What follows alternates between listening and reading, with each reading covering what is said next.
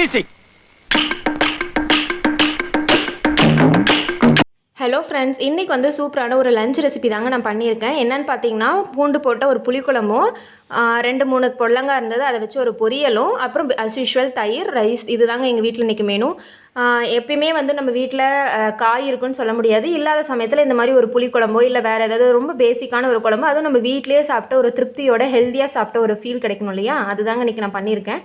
பார்த்திங்கன்னா, அரிசி வந்து ஊற வச்சது நல்லா கொஞ்சம் நேரம் ஒரு 15 நிமிஷம் போல் நல்லா ஊறிடுச்சு.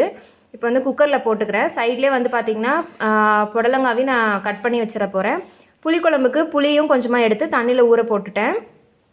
இது ஊறிட்டு இருக்கட்டும். நாம் வந்து காய் அரிஞ்சிடலாம்.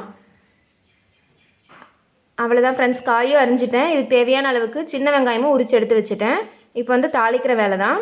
சைடில் வந்து அரிசி வந்து குக்கரில் போட்டு விசில் வந்தாச்சு. அஸ் யூஷுவல் தாளிக்கிறது எண்ணெய், கடுகு, உளுத்தம்பருப்பு, கறிவேப்பிலை, மிளகாய், அப்புறம் வெங்காயம் இதெல்லாம் போட்டு நல்லா வணங்கினதும் நம்ம காய் போட்டுடலாம். குக்கரும் விசில் வந்துருச்சு, நிறுத்திட்டேன்.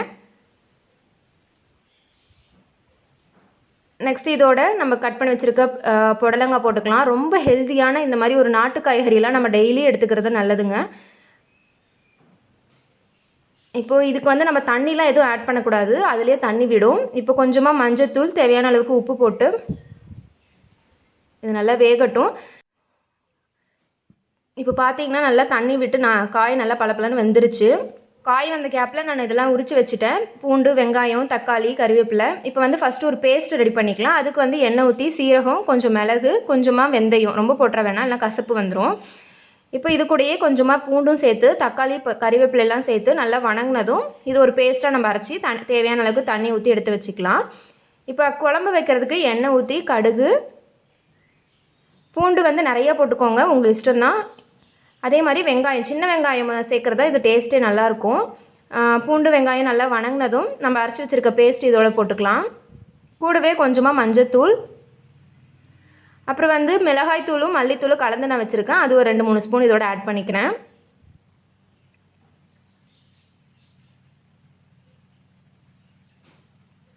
இப்போ இதெல்லாம் நல்லா போட்டுட்டு ஒரு கொதி வந்ததும் நம்ம புளி தண்ணி கரைச்சி வச்சுருக்கோம் இல்லையா, அதை இதோட ஆட் பண்ணிக்கலாம்.